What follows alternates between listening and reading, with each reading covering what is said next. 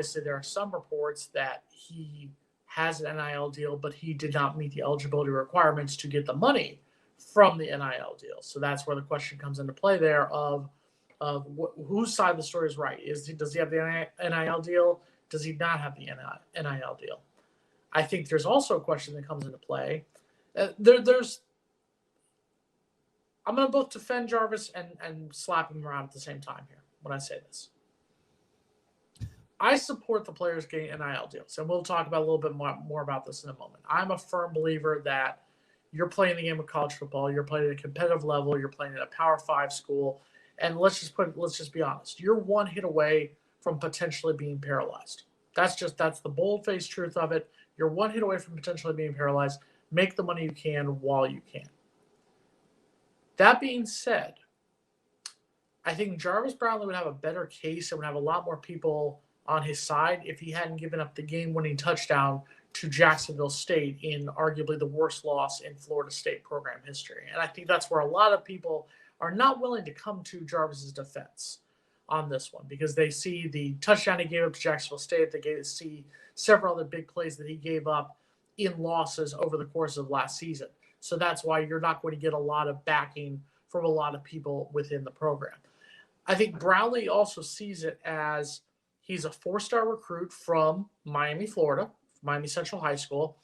And I think what he also sees, in addition to what a lot of people are talking about is the lack of money coming in on the NIL side in Tallahassee, is he's also seeing what's happening down here in South Florida. The University of Miami is throwing money both at coaches and they're throwing money at players on NIL deals. John Ruiz, a multi-billionaire lawyer who's related to the Cristobal's through marriage, is one of these people who's helping to make sure that every player has an NIL deal, so every player is at least getting something. Brownlee is seeing this, and I think he's seeing, okay, I left my hometown to come to Tallahassee, and this is what's happening back in my hometown. This is what is happening back at my hometown school.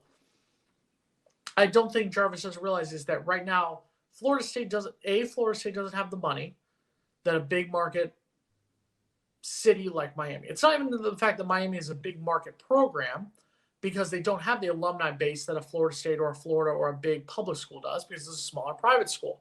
But they have a big city money base, which opens up the door to potentially having certain renegade boosters. We'll just say their name, Nevin Shapiro, that type of booster who could possibly come in and influence the program in a potentially dangerous way.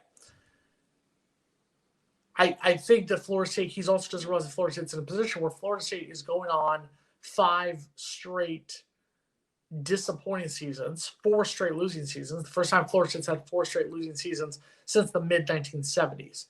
This is not the time right now where Florida State can go out and say, hey, give us all your money right now. We've earned it. Look at the performance we're earning on the field. Because right now Florida State has not lived up to that hype or lived up to saying we deserve all this money. But I think it comes back to the fact that of all the players on that roster who probably shouldn't be asking for money at this moment, it probably shouldn't be the player who gave up the touchdown to Jacksonville State in the worst loss in program history. Jarvis might just want to sit this one out. And I think it's going to end up being he's going to end up transferring. Whether he transfers back down here south to an FAU or an FIU, whether he transfers to another program in the state, whether he leaves the state of Florida or whatnot. But I think you have seen your last Jarvis Brownlee in a Florida State uniform. Okay, I'm going to respond to this situation. And Jason, I want you to hold me accountable here because I didn't want to interrupt your explanation of the situation. So I was off there and I grabbed a phone call and shut it off. And I have not looked into this situation, so I don't want to speak ignorantly. So I'm going to address it from my perspective based on what I know. But if I'm in error, you call me on that. Gotcha. Here's my thought. I, like you, believe that these players should have the opportunity to benefit from NIL benefits, money, revenue. But I understand all the points that you gave in defending that right, making tons of money for the university, risking their health, all those things that you just stated, I think are completely legit.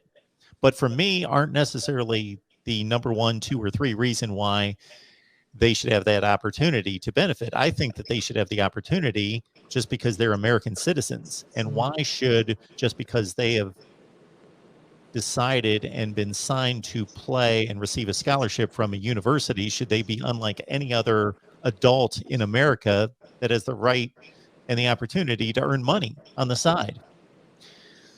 So that's number one for me. Yes, I believe that that right should be protected, to go out there, and whether you're going to set up a lemonade stand or whatever you want to do to earn extra money. And fortunately for these players, it basically is comes from having notoriety and popularity based on playing a popular sport. So I think that that should be protected. Yes. In this case, though, what has happened to the basic agreement that these athletes are rewarded for their talent, their skill, their ability, and given a scholarship that pays for room and board and education? And that is the agreement that binds them to participating in their chosen sport. What's the NIL portion of this have to do with it? I think the NIL, well, and that's where the question comes into play. Like I said earlier, there's a debate about whether he either has an NIL deal to begin with, or there's another rumor that he allegedly has an NIL deal but did not meet the eligibility requirements to get the money from the NIL deal. So that's the other question that comes into play on this one. No one really knows exactly 100% where it's coming from at this point. I guess my issue with the NIL, and like I said before, and it's going to sound like I'm just picking on Miami, but it's any big market city, Georgia Tech in Atlanta, Houston, USC in LA. There's a lot of programs in big cities where you have a fan base that has no tie to the school other than being a fan.